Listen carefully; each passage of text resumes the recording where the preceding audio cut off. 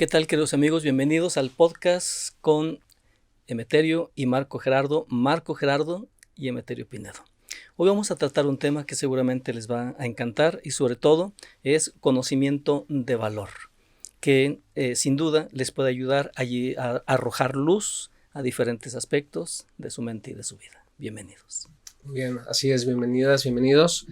El día de hoy vamos a tocar una temática que tiene que ver con qué buscamos en una relación de pareja, qué es lo que cada uno de nosotros trata de buscar, desde dónde lo buscamos y qué es, podemos llamarlo sano y no sano.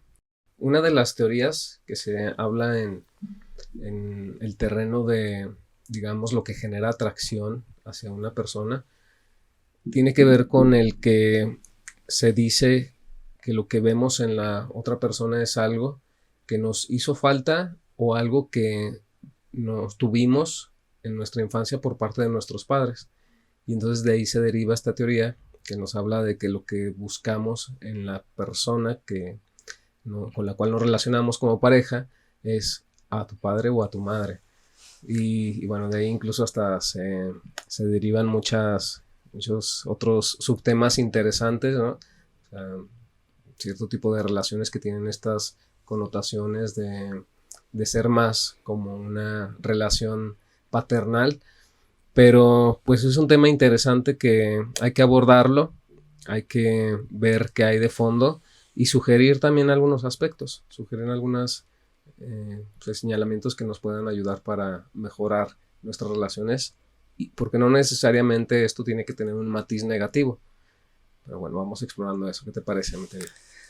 Sí, uno de los libros más completos del autoconocimiento, incluso que facilitan la sanación del alma y la transformación personal, tiene que ver con la dinámica que se vive a nivel de pareja. Si aprendemos desde diferentes ángulos a relacionarnos a nivel de pareja, sin duda conectaremos con experiencias de mayor felicidad, de mayor amor, incluso de mayor abundancia. Quiero decir que en la vida nada se da por casualidad. Todo tiene un propósito, pero además todo tiene un gran significado.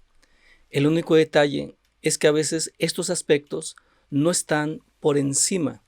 Tendríamos que descubrirlos a un nivel más profundo, pero la misma vida se encarga de mostrarnos la relación, la dinámica que tenemos con la vida, con las cosas, como un espejo para ver o para vernos internamente. Es un principio universal.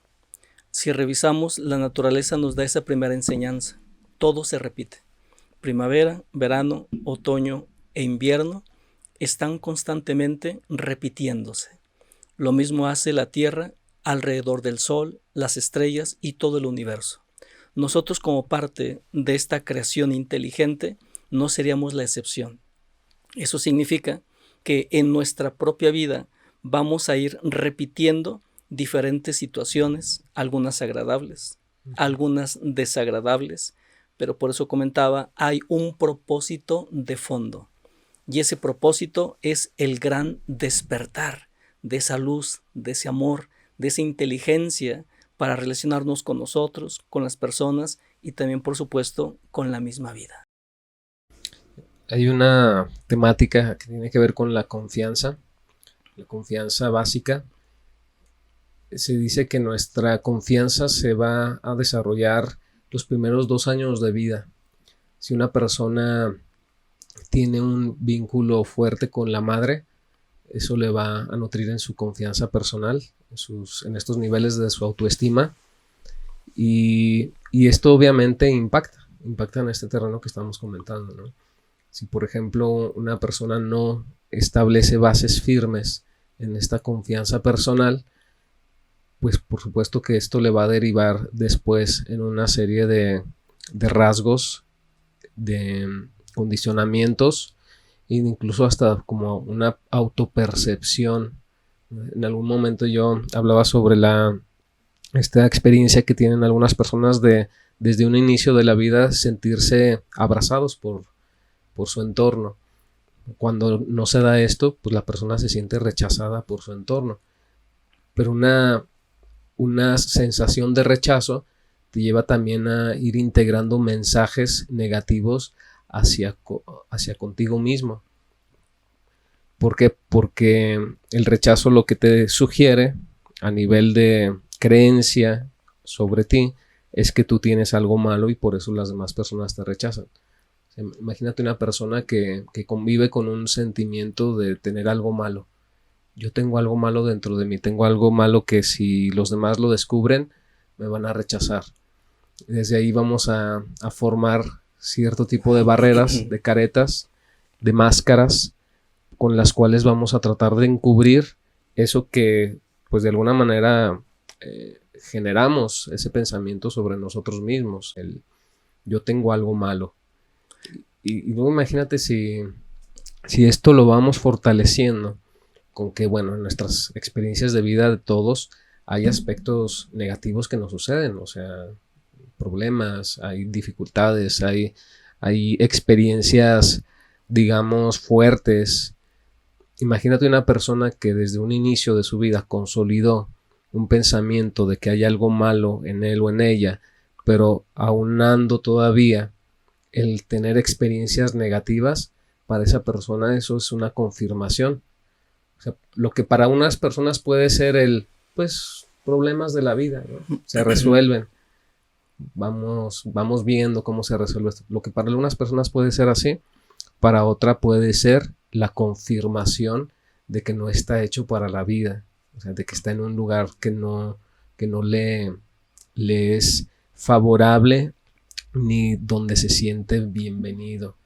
Y ese sentimiento alojado dentro de sí, pues obviamente va a tener un conflicto en cómo se desenvuelve en la vida, pero también en cómo se va a relacionar con otras personas, ¿no? Imagínate cargar con ese sentimiento, con la necesidad de ocultarlo. ¿Cómo sería una relación de pareja con estos matices? Pues bastante complicada, compleja. Y aquí hay un elemento más. Algunos enfoques atribuidos en parte a la epigenética, se plantea algo fascinante. De acuerdo a la primera impresión de la madre, cuando se enteró que estaba embarazada, esa impresión es la que va a ir directamente a esculpir parte de la mentalidad de lo que será en el futuro ese niño o esa niña. Algunos ejemplos. Si la mamá, la primera impresión fue, no puede ser, ay, estoy embarazada, qué problema. Ese mensaje se va a introyectar, se va a meter, va a formar parte de esa mente, de esa emoción que está en formación. Cuando el niño crezca, entonces, cuando busque el éxito, el amor, la felicidad, en automático va a salir algo de su interior a nivel inconsciente que va a decir, ay no, pero no puede ser, me rechazaron, ay no puede ser, es que no me dieron oportunidad. Extrañamente, el niño va a estar viviendo en su vida el reflejo de una impresión que se originó a partir de un estado emocional o de un estado mental de la mamá. Claro, si fuera una impresión positiva, bienvenido, hijo, qué bueno, eres una bendición. Entonces eso mismo, cuando el niño crezca, se va a sentir o va a brillar con luz propia y las cosas que se van a ir presentando serán la confirmación de esa bendición que lleva como mensaje en su propio interior. De ahí entonces la importancia de esta nueva conciencia que estamos teniendo, tanto a nivel personal como a nivel de humanidad.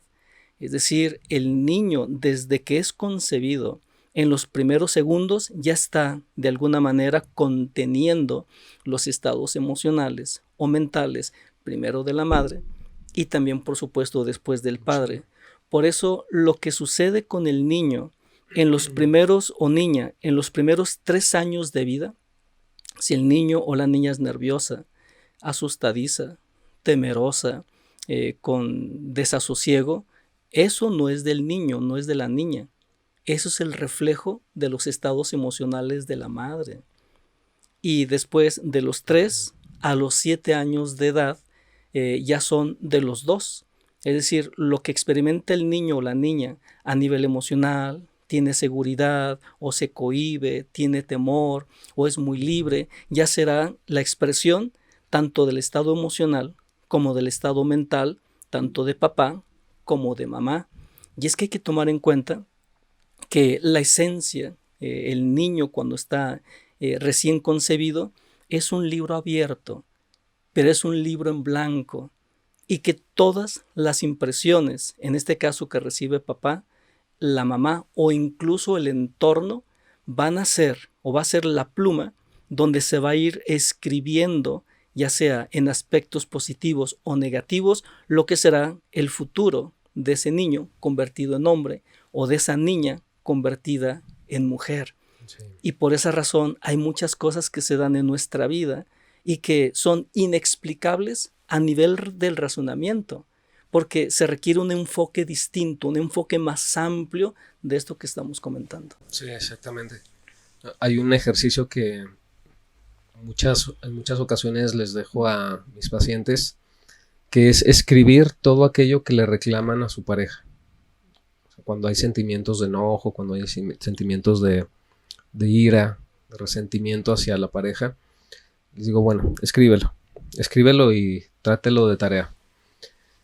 Y cuando llegan con su tarea, hay un cambio de jugada interesante, porque empezamos a trabajar con esos reclamos, con esos elementos, ¿qué crees? No dirigidos hacia la pareja. Y ahí es cuando pues muchas personas se sacan de onda, ¿no? Dicen, a ver, oye, espérate, vamos a trabajar hacia con mi pareja. ¿Por qué vemos este tema relacionado hacia mis papás? Y es donde, bueno, se hace la línea de seguimiento, donde efectivamente, pues es que esto que estás reflejando hacia tu pareja viene desde acá. Y si nosotros hacemos cuenta de cuáles son esos reclamos hacia nuestra pareja, nos podríamos dar cuenta de esto, de que mucho de ello no va dirigido hacia la persona, no va dirigido hacia ese hombre o hacia esa mujer que forma parte de tu presente, sino que son residuos. Bueno, muchas veces residuos, muchas veces basura, muchas veces son contenedores de material tóxico, pero finalmente son esos aspectos que en algún momento pues tú no pudiste tener voz para contraponerte hacia lo que estabas viviendo, lo que estabas pasando, lo que estabas recibiendo, y finalmente todo eso se va a ir como una bola de nieve aumentando hasta que llegue la relación de pareja y ahí puedas ahora sí desahogar toda esa condición emocional.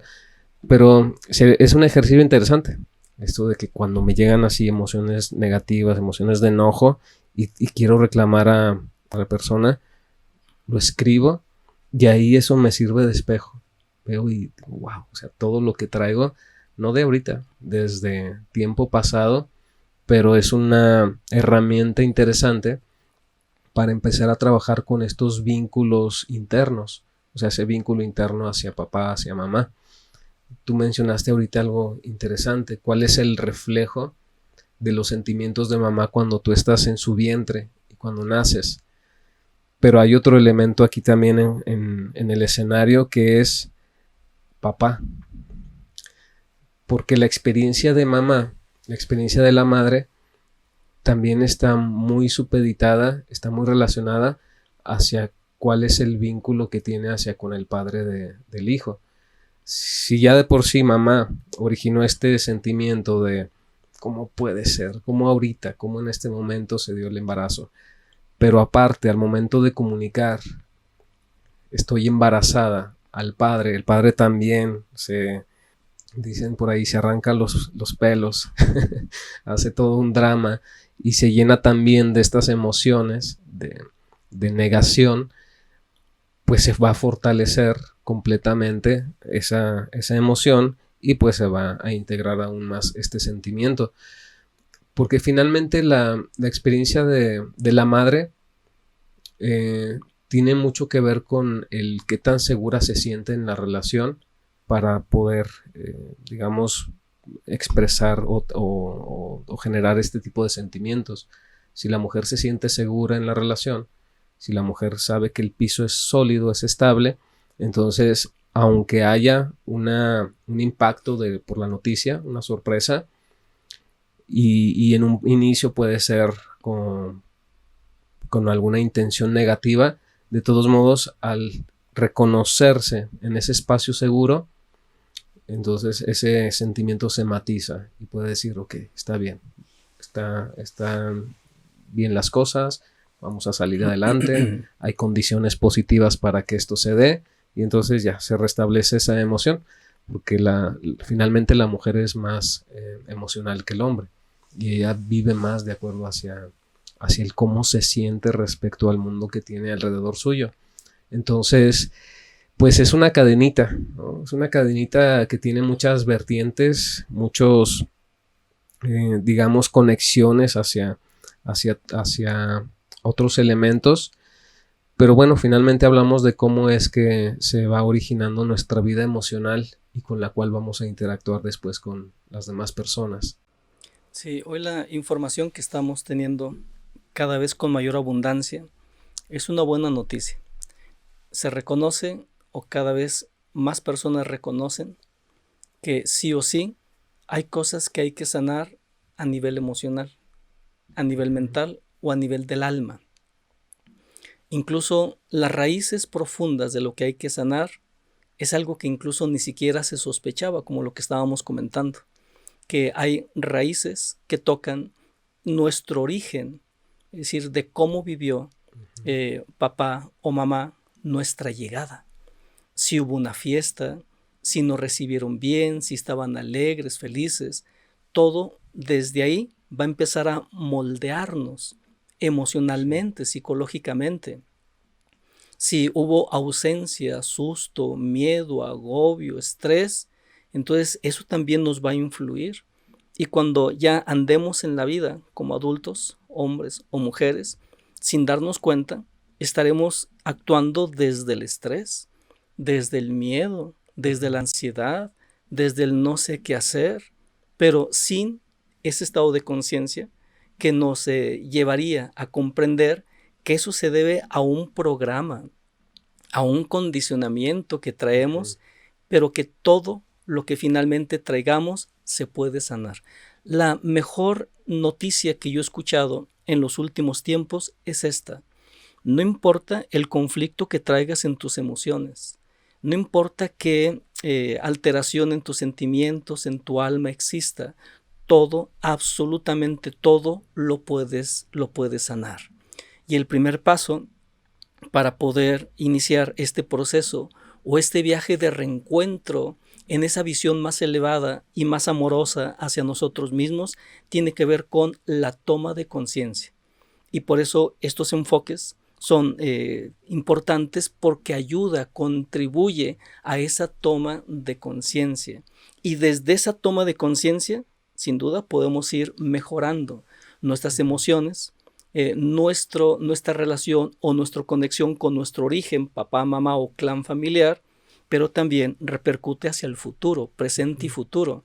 La relación o la calidad que tengo de relación con mi pareja o los conflictos que ahí se están reflejando. Hay un ejercicio dentro de lo que es la toma de conciencia que aquí lo voy a mencionar. Generalmente, todos en alguna etapa llegamos a olvidarnos de ese buen potencial que traemos, de esa buena luz. Pero en la medida que vamos adquiriendo llaves o herramientas de transformación, sin duda, la vida cambia. Hacia adentro y hacia afuera y hacia adentro. Entonces, uno de los ejercicios que en lo personal le tengo mucho cariño, porque son herramientas que he aplicado y que sigo aplicando en mi vida, es hablar en primera persona. Es decir, cuando una persona dice me humillaron, yo le digo como ejercicio, ahora dilo en primera persona. Y en este caso, me humillo. Me rechazaron, me rechazan, ahora dilo en primera persona, me rechazo. Es que me hicieron menos, Emeterio, dilo en primera persona, me hago menos. A ver, espérate, pero ¿y eso qué? ¿Eso en qué me va a ayudar? te va a ayudar en lo siguiente. Mientras que tú sigas pensando y sigas creyendo que esa causa generadora de infelicidad, de desamor, de agobio, está en otra persona, no podrás hacer absolutamente nada. Incluso el control emocional en tu vida no lo llevas tú. Lo llevaría aquella persona que tú dices, mi tío, mi tía, papá, mamá, el abuelo, pareja, quien sea. Entonces tendrían el control emocional y mental de tu vida. En su rienda, en sus manos están las riendas de tu destino.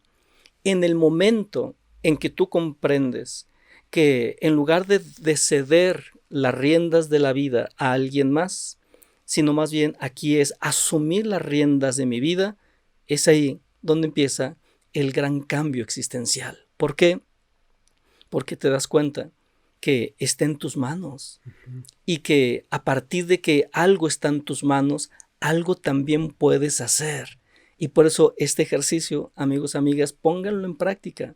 Es doloroso, duele por los condicionamientos, por las creencias que traemos, sí, pero esto es altamente liberador, sanador, y además te dará un paso muy grande en este viaje de reencuentro contigo. Es el apersonarte, ¿no? O sea, reconocerte a ti mismo dentro de la dinámica de relaciones que tienes, y porque tenemos mucho esta tendencia a culpar a los otros, ¿no? O sea, no responsabilizarnos de lo que sentimos y hacemos responsables a los demás de esta forma, pero al mismo tiempo nos despersonificamos, o sea, nos desintegramos como persona, como el que nosotros nos reconozcamos como individuales. Entonces el hecho de decir yo estoy sintiendo esto también te lleva después a poder decir ¿y qué quiero hacer al respecto?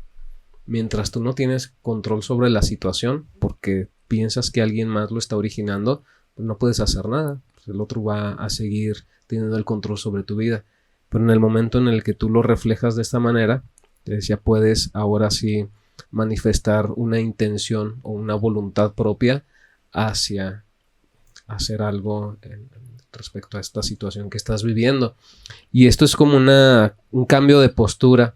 Claro que sí, a muchas personas les puede resultar como un cambio de eje de vida confrontador, pero es también el paso a tener una mayor libertad emocional, o sea, el asumirte en tus emociones. Y esta tendencia a culpar tiene que ver con uno de los patrones que estamos mencionando, porque la tendencia a culpar es seguir en esta actitud de reclamo hacia los padres. Por tu culpa yo no pude hacer, por tu culpa yo no pude crecer, por tu culpa yo no pude tener un cierto tipo de experiencia, por tu culpa no me divertí cuando no me llevaste a tal lugar o cuando no me compraste tal cosa. Y es eso, o sea, es esa tendencia a ser responsable al otro de lo que tú vives. Se supone que en la edad adulta tenemos que aprender a restablecer ese mecanismo de pensamiento para hacernos cargo y hacernos responsables de nosotros mismos. Finalmente la intención en un inicio de la psicología es esa. Se habla mucho de términos psicológicos, se habla mucho de teorías, se habla mucho de planteamientos, hay temas abundantes, pero finalmente todo va hacia el mismo punto y es lograr que la persona se haga responsable de su propia vida. O sea, Freud lo describía como regresarle a la persona la responsabilidad de sí mismo, la oportunidad de hacerse cargo de su propia persona, y eso tiene que ver con un cambio en nuestra comprensión y en nuestra mentalidad. Uno de los pasos para poder restablecer este mecanismo en el que vamos tras de repetir nuestros patrones tiene que ver uno con el autoconocimiento, saber qué está pasando conmigo, saber identificar y asumir estos mecanismos en los que estoy trabajando o en los que mi mente está trabajando y aprender a modificar la forma en la que me relaciono. Uno, por ejemplo, la manera en la que me comunico con mi pareja y pasar de de un rasgo que es, por ejemplo, la comunicación agresiva o la comunicación pasivo-agresiva, pasar de eso a una comunicación asertiva. ¿Cómo es la comunicación pasivo-agresiva? La comunicación pasivo-agresiva es como te digo algo con una intención oculta, o hablo de tal forma en la que yo me deslindo de lo que estoy generando en ti, pero finalmente estoy generando una agresión hacia la persona. Y fíjate que hay personas muy, muy hábiles en este punto, en el que de manera muy encubierta siempre te dejan algo, ¿no? O sea, siempre te dejan un tema a trabajar con tu autoestima. Y no sé, muchas veces intencionalmente las demás personas, o muchas veces de manera inconsciente, porque es un rasgo o es un patrón que se va repitiendo. Pero al entrar en contacto con una persona que tiene esta conducta en su comunicación pasivo-agresiva, siempre te quedas como con un huequito. O sea, te quedas como con algo así de qué incómodo. O sea, no sé qué sucedió, no sé qué me dijo. Quizás a la vuelta de algunos días ya te empiezas a dar cuenta de, ya entendí. O sea, fue ese comentario que venía disfrazado, pero que me dejó este sentimiento. Y hay que estar muy atentos de eso. Y si uno es el que está originando esta tendencia también, pues bueno, empezarla a reconocer. ¿Cuáles son mis intenciones al comunicar algo? Lo que se esconde tras de mis palabras. ¿Qué es lo que quiero generar en la otra persona? Entonces, si viene esa conducta de generar un daño, hay que trabajarlo. Ahora, hay personas que son pasivas en su comunicación. O sea, pasivas en su comunicación quiere decir que son personas que viven tras de el no quiero generar problemas. Es que no digo las cosas por no generar un problema. No hablo de lo que siento porque puede ser amenazante para la otra persona.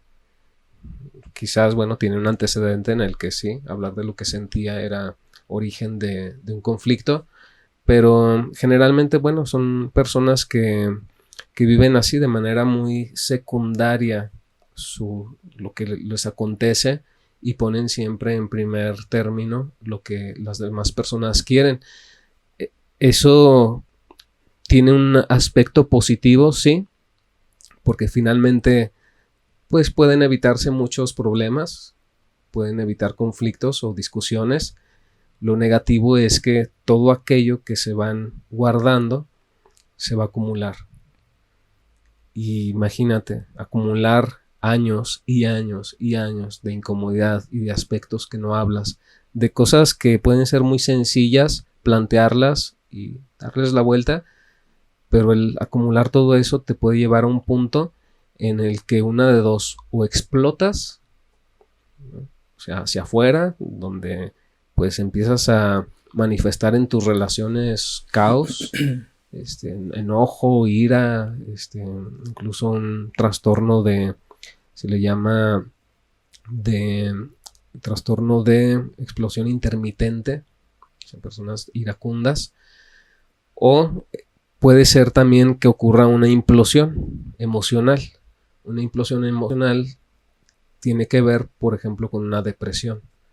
O sea, ya tanto te guardaste que todo eso generó un peso emocional muy fuerte que te puede llevar a una depresión o incluso a somatizar todo el descontento y toda la incomodidad que has acumulado en alguna afección física, en alguna enfermedad o alguna de estas sintomatologías.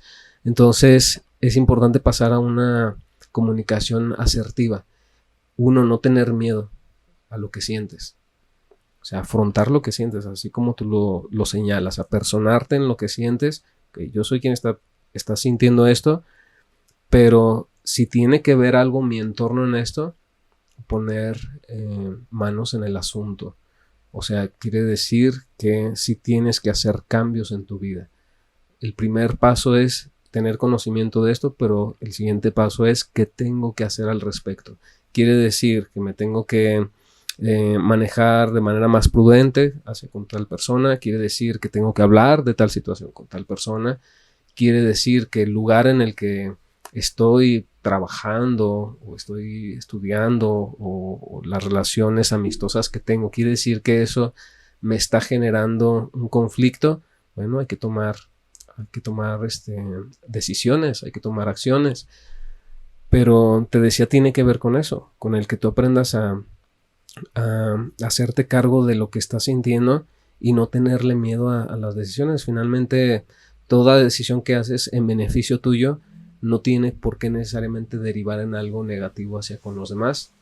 Hay muchas cosas que se acomodan de manera favorable. Nuestra mente es la que genera más caos en el ¿y si ocurre esto? ¿Y si la persona se enoja? ¿Y si me deja de hablar? ¿Y si se venga de mí? ¿Y si...? No, ese es caos en tu cabeza, es preocupación, es estrés, pero tiene que ver más con el hecho de que tú no estás acostumbrado a confrontar las situaciones. Y te puedes dar cuenta de que confrontar ciertas cosas no necesariamente tiene que ser algo que derive precisamente en eso. Sí, definitivamente son puntos clave. Lo veo de la siguiente manera. Todo aquello que reclamas a la vida, a las personas, todo aquello que juzgas o incluso criticas, dejas de comprenderlo. Y todo aquello que dejas de comprender, pierdes la oportunidad de transformarlo. Y cuando algo no se transforma, no se conecta con la mejor frecuencia de ti o de la vida. Y la mejor frecuencia es el amor. Entonces, cada situación que se va presentando en tu día a día, al mismo tiempo es oportunidad y al mismo tiempo también posibilidad de hundimiento. Una situación es trampolín de elevación o es ancla de hundimiento. ¿En dónde está la diferencia? Pues la diferencia está en qué tantas herramientas has ido incorporando en ti, qué tanto conocimiento de valor, qué tanto estás también desarrollando esas áreas plenas, conscientes, luminosas en ti. Eso es lo que va a hacer la gran diferencia. Y punto número 2, en cuanto a lo que comentabas de la interrelación, de que no te guardes las cosas, porque están los dos extremos, están las dos posturas. Hay quienes dicen, incluso sugieren, como traes guardado todo y por muchos años lo que quisiste decir, lo que quisiste expresar y no lo hiciste, te lo guardaste, pues todo esto ya te está haciendo daño. Ya incluso se puede estar somatizando en alguna enfermedad y algunas personas sugieren técnicas como la del costal. Entonces saca toda la rabia, saca todo el enojo, saca todo eso que tú guardaste en tu interior. Pero desde esta perspectiva que yo manejo, ese es un extremo. El otro extremo es el que tú también comentabas, entonces guárdate todo. Así evitas problemas. Así si no comentas, si no señalas, si no indicas, pues mira, todo estará en santa paz. No, porque tanto una postura como la otra postura son los extremos. Y los extremos finalmente se unen o están unidos por un hilo, y ese hilo se llama infelicidad, se llama sufrimiento o incluso desamor. Pero entonces hemos de encontrar un punto diferente al de estar constantemente reclamando, señalando y decir, pues yo no, mi pecho no es bodega para guardarme esto, me van a oír. Ese es un extremo, desde esta perspectiva que estoy comentando, insano. Como también el otro aspecto de guardarte todo. Pero entonces, ¿qué hacer ante esta situación? Hace 2500 y tantos años, un hombre, un científico de la mente y del alma, logró encontrar puntos claves en todo esto. Y él llegó a la conclusión de que si nos ubicamos tanto en un extremo como en otro extremo, conectaremos sí o sí con estados de infelicidad personal, de sufrimiento moral, de sufrimiento del alma. Y él dijo, ni uno de los dos sirve. Pero entonces él estaba muy interesado en encontrar el camino. En una ocasión estaba a la orilla de un río, este buscador, este científico de respuestas del alma, estaba tratando de reflexionar, de encontrar la ruta. Y en eso, no muy lejos de él, pasó en una pequeña lancha un maestro músico enseñando a su discípulo a armonizar un instrumento. Entonces, lo que le decía el músico al discípulo es lo siguiente: si tú quieres extraer los mejores tonos de este instrumento, entonces cerciórate que la cuerda no esté ni muy tensa ni muy floja. Porque si está muy tensa en los primeros acordes, se va a reventar. Y si está muy floja, cuando tú quieras extraer los mejores sonidos que alivien el mundo, no saldrá más que puro ruido. La conclusión del maestro músico hacia el discípulo que le estaba enseñando a afinar el instrumento fue la siguiente: encuentra el punto medio. Si tú aprendes a ubicar el punto medio, extraerás del instrumento lo mejor. Esto lo traslado a la vida misma. Si nosotros estamos constantemente rebatiendo, peleando, insultando, vamos a reventarnos emocionalmente muy pronto y nos vamos a alejar de esa naturaleza más elevada que somos. Pero igual si estamos reprimiendo, guardando, agazapados para no tener conflicto, igual conectaremos con el mismo drama interior de infelicidad. Entonces, la propuesta que yo hago es: encuentra el punto medio en todas las cosas. Y he de decir que este es un camino de aprendizaje, es un entrenamiento de tu mente, de tus emociones y también de tu vida. Lo que yo sostengo es que puedes decir absolutamente todo lo que tú quieras. Solamente cerciórate de que cada palabra que tú expresas, primero imprégnalas de átomos o moléculas de amor, de comprensión y de empatía. Y si tú lanzas o compartes palabras, frases con esta energía, no generarán ese conflicto, no generarán ese desasosiego.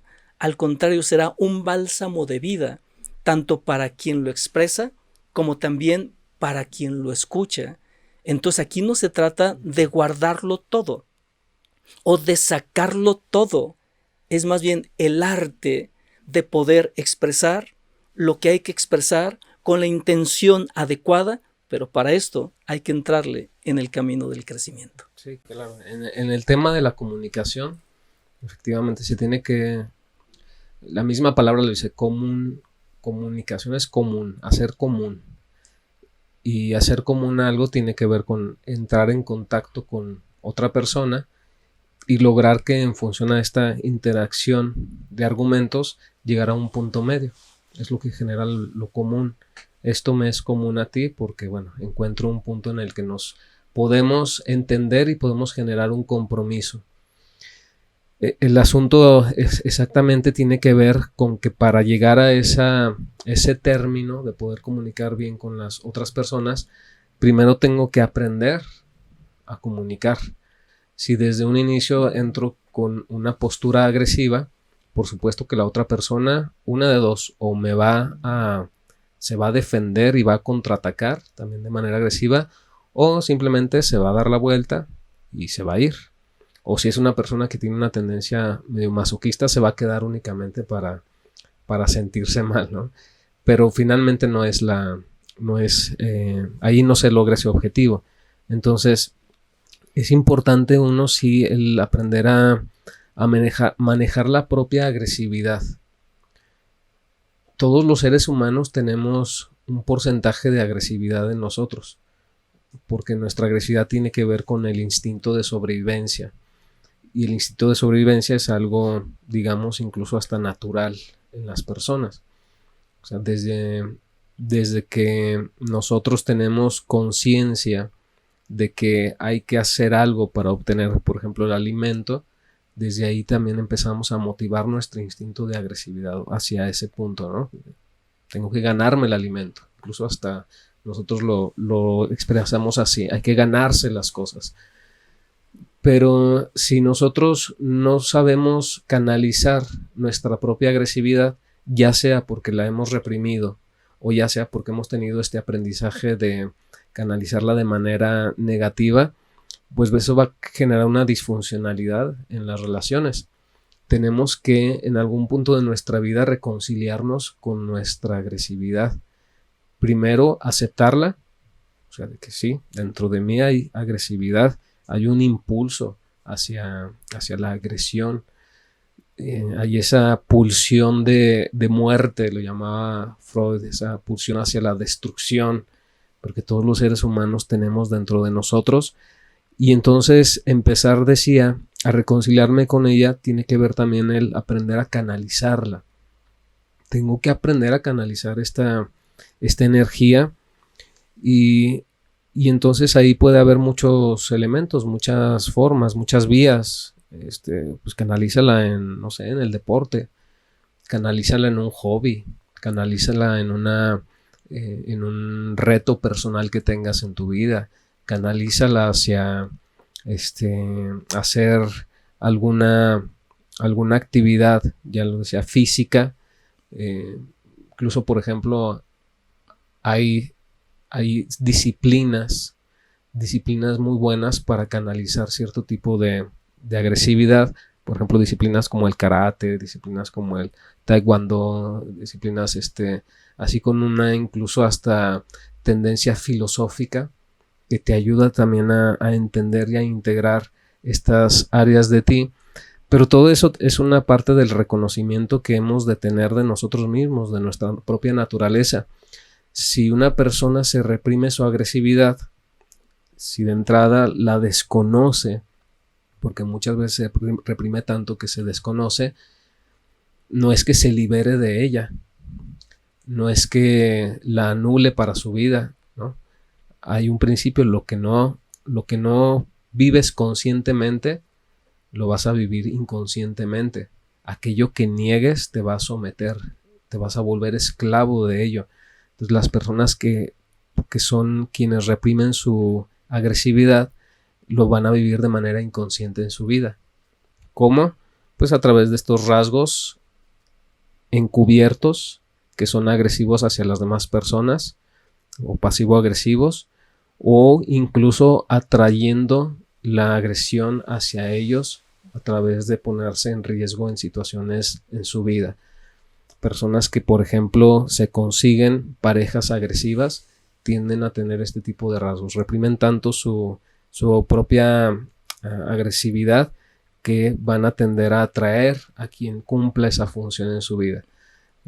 Personas que de alguna manera ellos viven generando conflicto en otros, pero de manera muy invisible, de manera muy encubierta. Eso también es una manera en la que entra en función su agresividad a través de su sombra personal. Sin duda, el enojo es todo un tema. Y sobre todo, se escenifica de una manera impecable en la relación de pareja, que puede llegar a un punto en donde el enojo sea como un estilo de vida. Sí. Pero he de decir que donde está el enojo, el amor se sale, se va. Y por eso lo que tú comentabas sí es muy valioso. ¿Cómo entonces empezar a darle una visión distinta al enojo que ahí está? En lo personal, dentro de las técnicas que he aprendido y he usado, particularmente en este aspecto del enojo, en una época de mi vida, yo no tenía herramientas, no tenía conocimiento, no tenía llaves de transformación. Entonces oscilaba en los dos, como generalmente lo haría pues cualquier persona. Pero en la medida que empecé a comprender y a estudiar este tema, me quedó muy claro la siguiente ilustración que hice para mí. El enojo es como el fuego.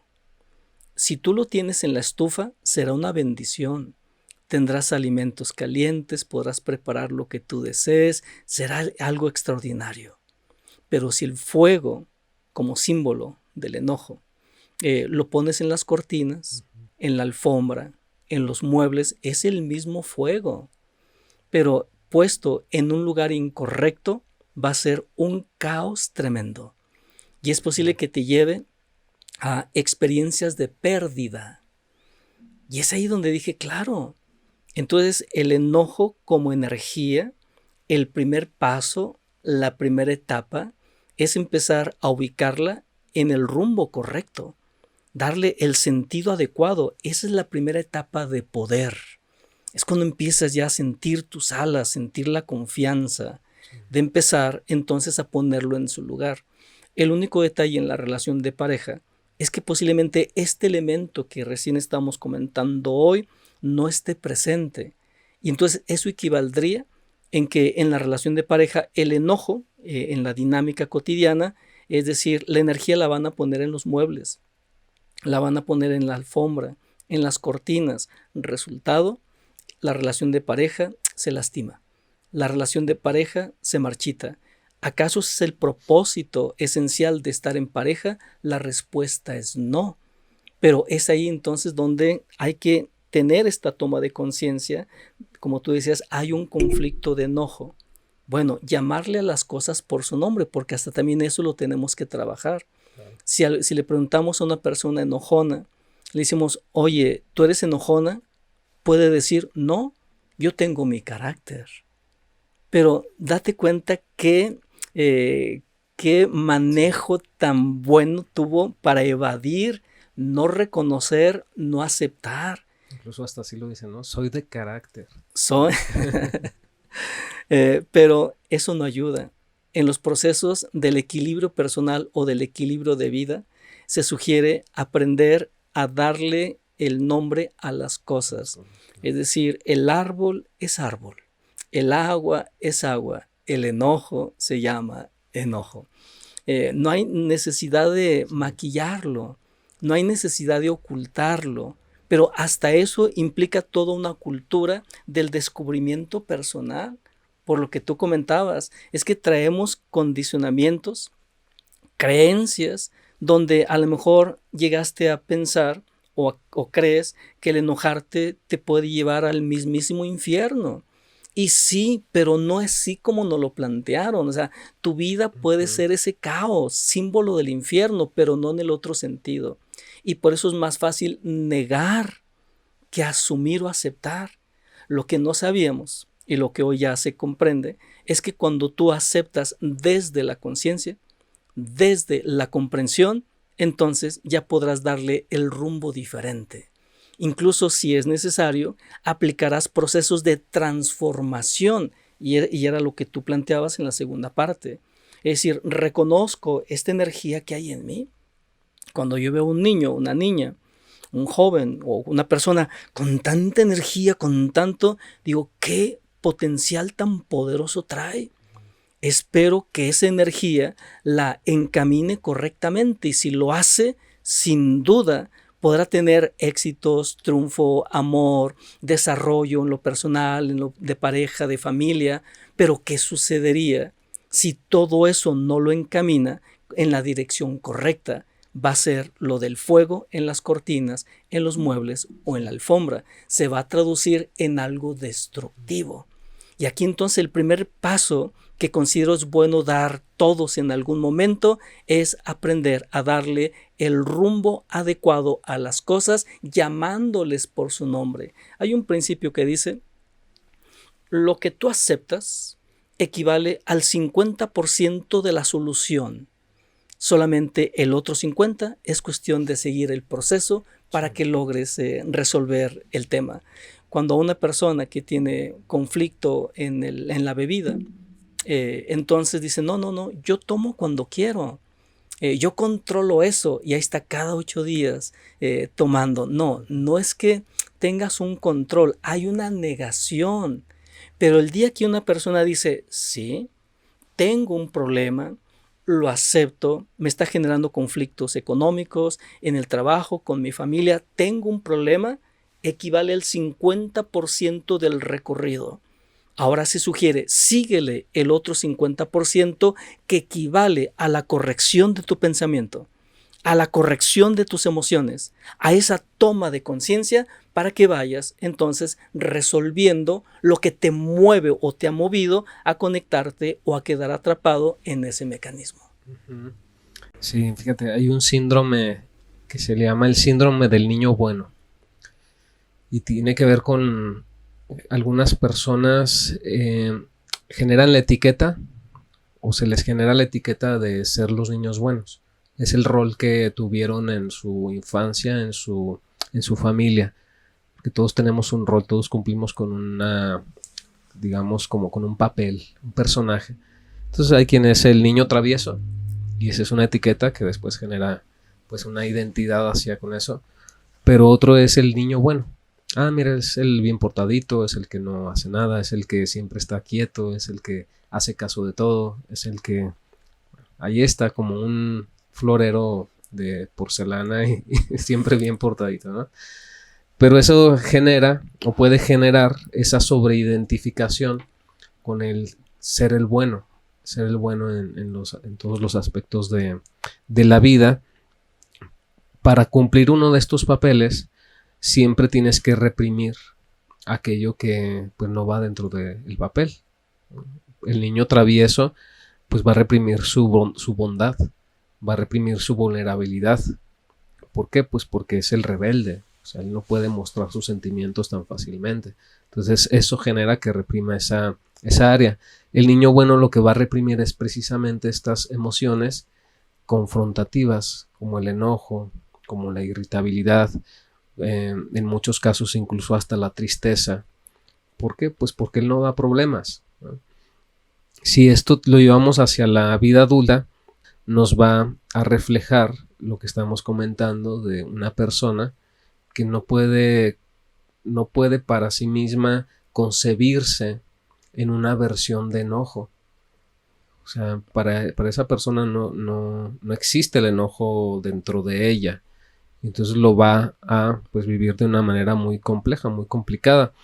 Entonces sí es importante aprender de nuestras emociones, aprender a llamarlas, aprender a aceptarlas. O sea, el enojo es algo natural y tenemos que pues plantearlo así. Natural, pero no de la esencia. O sea, es algo natural como una emoción que existe en todas las personas. Claro.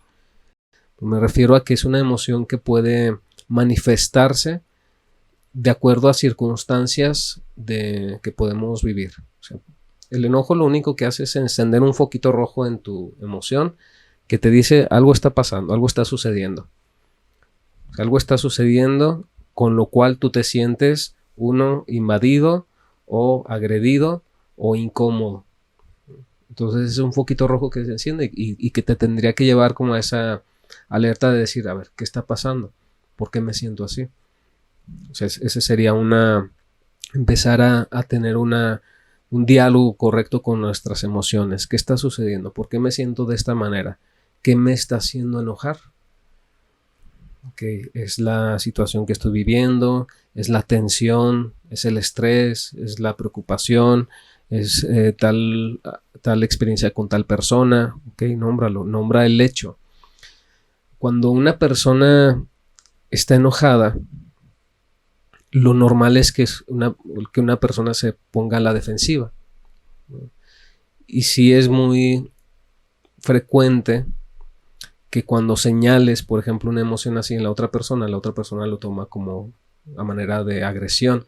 O sea, el decir a alguien, estás enojado, es como decirle, estás mal. Y tendríamos que cambiar también ese chip. O sea, tendríamos que cambiar el chip de decir, ¿estás enojado? Pues sí, estoy enojado. O sea, estamos discutiendo, por supuesto que estoy enojado. O ocurrió tal cosa, por supuesto que estoy enojado. Es un paso también hacia el poder empezar a gestionar esa emoción. Pero estar enojado no quiere decir que con eso me tenga que convertir en un demonio. O sea, no quiere decir que tenga que derivar en una conducta agresiva, ¿no?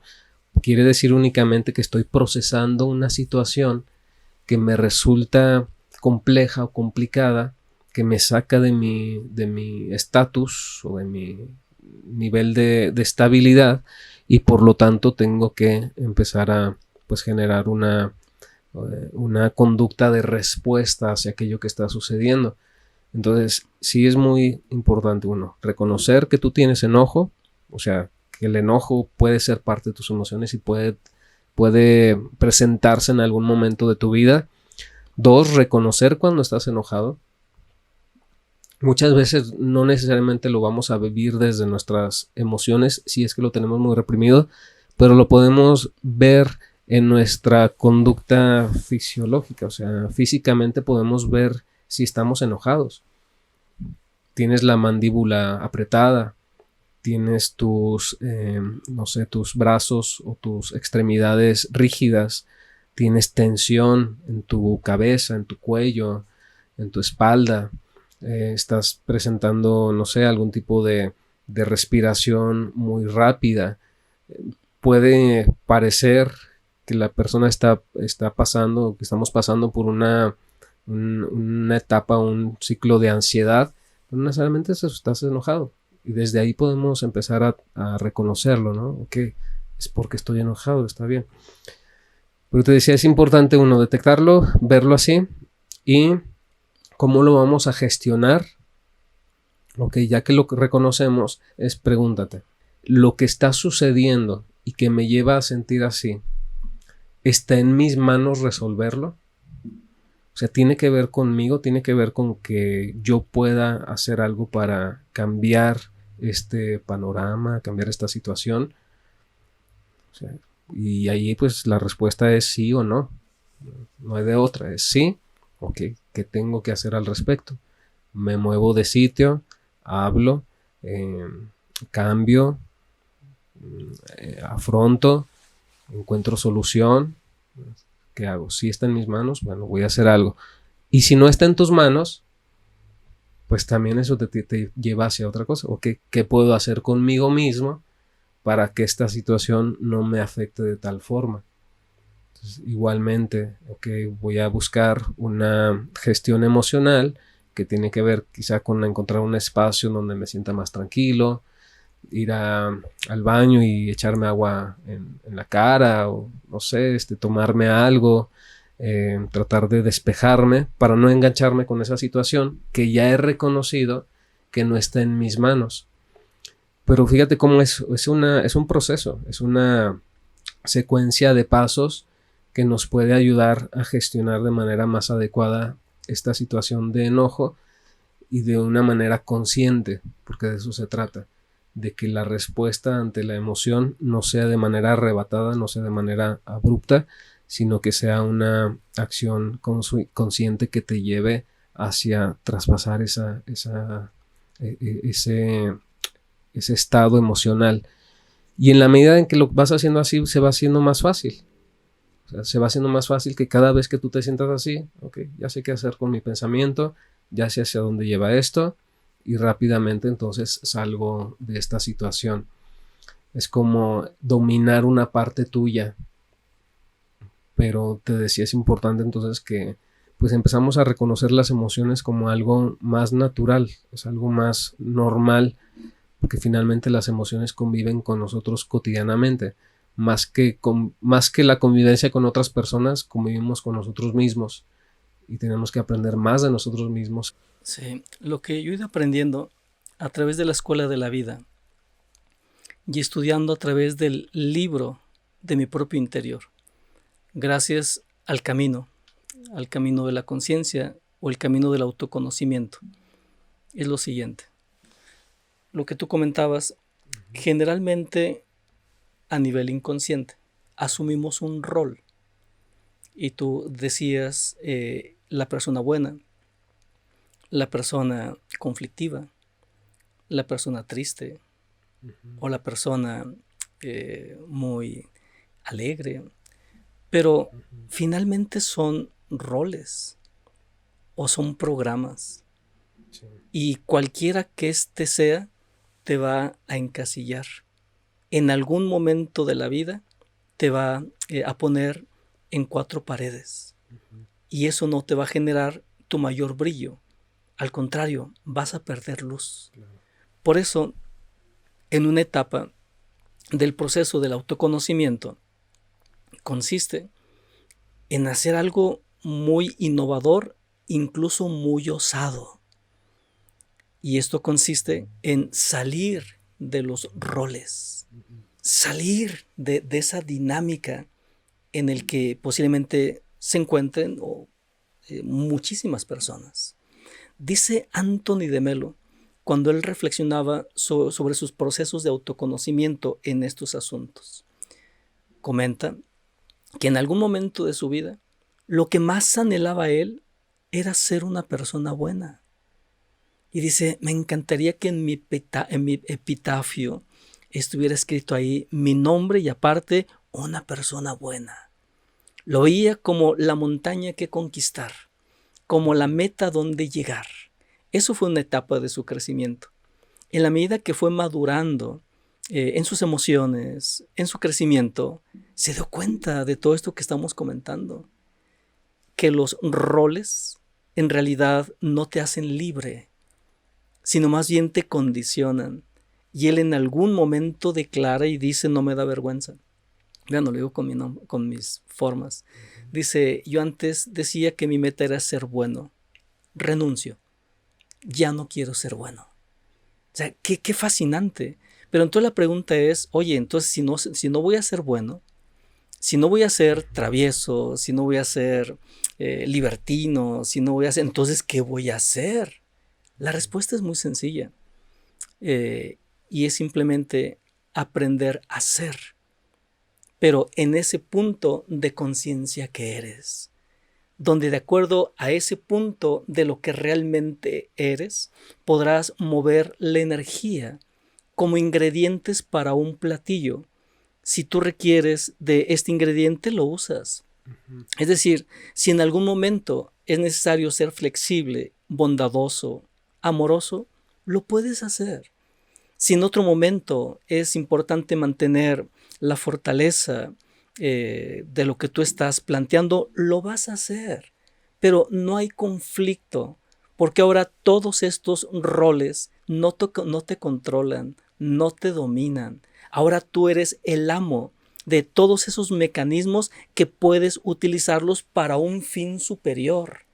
Y por esa razón, considero que el camino de la conciencia es espectacular, porque nos señala eso. Sé consciente y a partir de la misma conciencia sabrás qué manejar, qué no manejar, y eso te dará un crecimiento cuántico, un crecimiento insospechado en tus emociones, en tu mente, en tus proyectos, en tu relación de pareja, en todo lo que concierne a tu vida, podrás conectarte en el mejor nivel. Y es ahí donde digo, entonces, la conciencia, que es sinónimo de amor, sinónimo de sabiduría, sinónimo de abundancia, la conciencia es el camino. Sí, fíjate que finalmente a lo que nos tendría que llevar esto que comentamos, en un inicio hablábamos sobre el cómo en las relaciones buscamos resolver lo que traemos con respecto a nuestros padres y por eso buscamos a una pareja que nos refleje, nos reviva esa situación. Finalmente todo esto que comentamos tendría que llevarnos al poder trascender este esquema de pues en el que podemos envolvernos. Si tú sitúas a tus padres no por delante de ti, o sea, en esta búsqueda, buscar a los padres, sino por detrás de ti, cuando logras reconocerte a ti mismo como persona, como el personaje principal de tu vida y asumirte en tu responsabilidad, entonces tus padres se sitúan atrás de ti, psicológicamente, y eso genera un impulso. O sea, la energía que tú estabas canalizando hacia buscarlos nuevamente a ellos se va a ir tras de ti y te va a impulsar hacia la vida. Te va a impulsar hacia la búsqueda, ya no de repetir esos patrones neuróticos, sino de realmente encontrar una pareja. O sea, una pareja real, una pareja en ese término psicológico de equilibrio, de igual, donde ya no tengas esta tendencia a repetir patrones, sino en donde puedas encontrar un escenario de aceptación. Porque finalmente el buscar a los padres tiene que ver con el resolver el por qué no fui aceptado, por qué no fui validado, por qué no fui reconocido. Y eso entonces llevado hacia una relación de pareja tiene que ver también con la constante búsqueda de aceptación, de reconocimiento, de poder restablecer estas emociones. Pero dice, si lo haces desde esta línea en donde estás con alguien que también reconoces como persona, como diferente a ti, o sea, una persona distinta a ti, una persona que te va a mostrar una cara distinta de la vida a la que tú conoces y a la que estás condicionado, ahí puedes generar este otro escenario de vida en el cual haya ya una condicionante diferente, ya no esta búsqueda de aceptación, sino la aceptación como tal. O sea, no es una aceptación que se tenga que buscar, es una aceptación que se da. Tú estás con una persona no para repetir, sino para empezar a desarrollar cosas nuevas en tu vida. Pero ese es uno de los logros interesantes en la vida, porque tiene que ver con que tú has logrado aceptarte a ti mismo.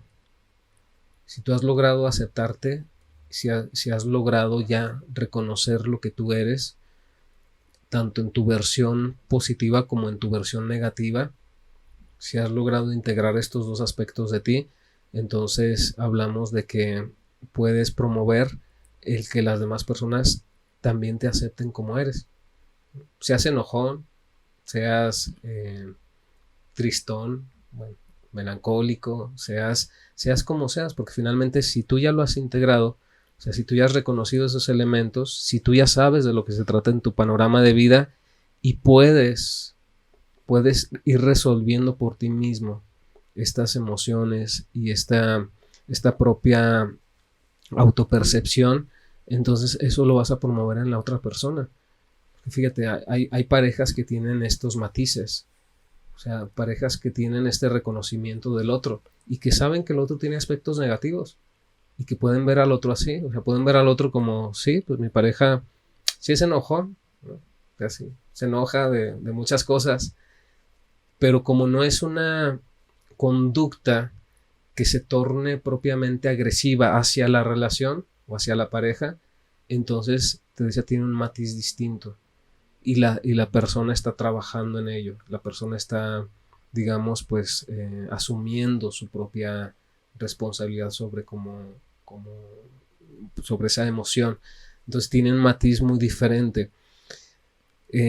Claro, eso no quiere decir que bueno, tendamos a validar emociones que podamos ir trabajando, pero sí el empezar a reconocerlas y verlas de esta manera y empezar también a aceptar tanto a nosotros mismos como esas versiones de las otras personas, porque muchas veces lo que no nos gusta de los otros, pues es finalmente lo que nosotros tenemos. Lo que no nos gusta de los demás es porque nosotros lo hemos reprimido. Lo que vemos como negativo en los otros, lo único que nos refleja son aspectos que no hemos trabajado en nosotros mismos, y entonces si logramos, te decía, esa aceptación, es más fácil aceptar a otras personas y es más fácil generar vínculos sanos, pero sanos me refiero a el que tienen ese escenario de vida en el cual se dan condiciones para que las personas crezcan, para que las personas aprendan, para que no estén en estos dramas que confunden o estos dramas que alejan del crecimiento personal, sino que al contrario estancan el crecimiento. Sí, parto de la siguiente idea. La relación de pareja o tu pareja es un espejo. Tanto en aspectos elevados, creativos, positivos, como en los aspectos destructivos, negativos o sombríos.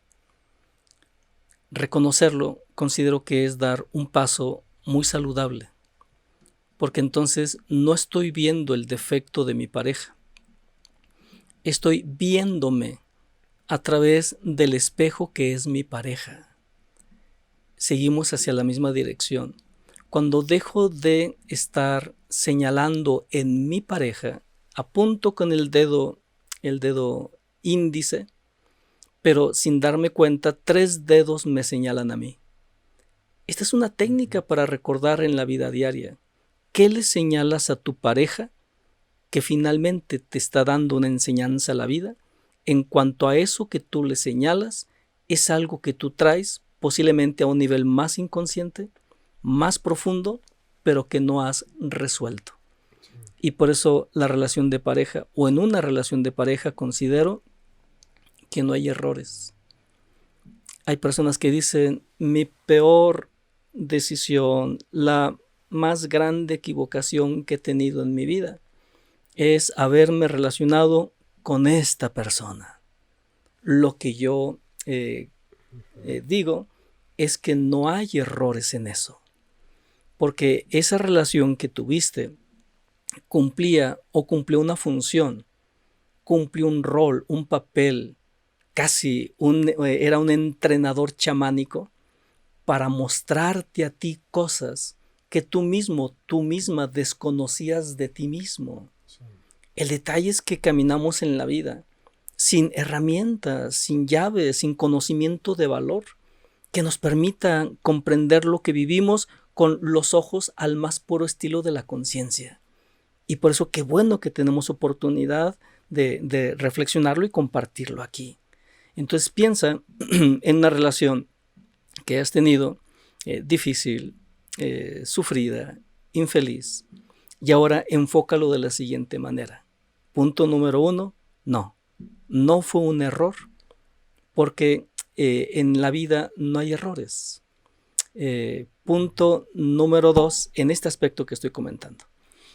Punto número 2, más bien ahora pregúntate qué es lo que esa relación con esa dinámica que se dio me estaba tratando de enseñar, me estaba tratando de demostrar.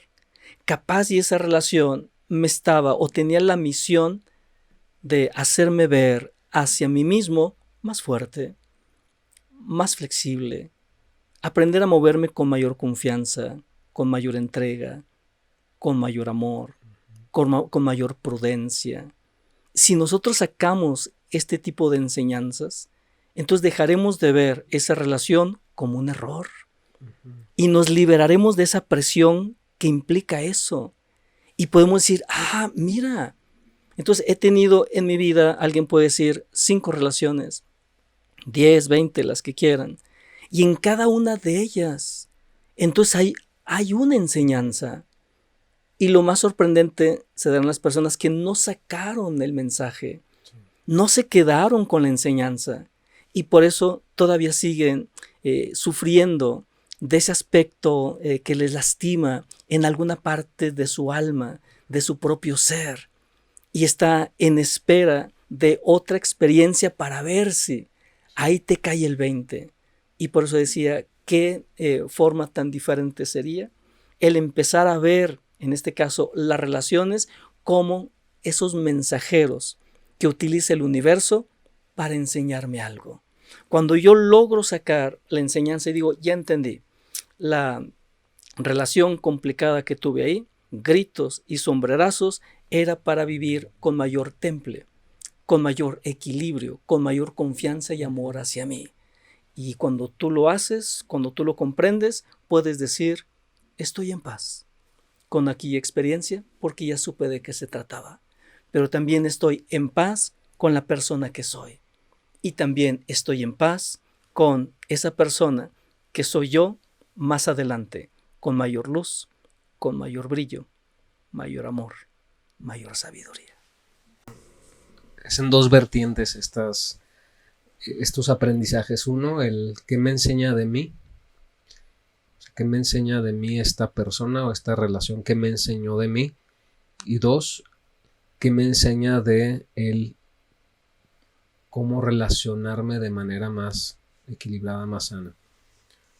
Porque si solamente me quedo en lo que me enseña de mí y todo se torna con respecto a mí, entonces puedo caer en la trampa narcisista. O sea, en el pensar de que todo el mundo gira solamente en función de mí y que todas las cosas que suceden son originadas para mí. Y no, estamos en un mundo en donde tú eres parte del mundo donde sí eres una pieza importante, pero en este aprendizaje de tú y los demás, tú y los otros.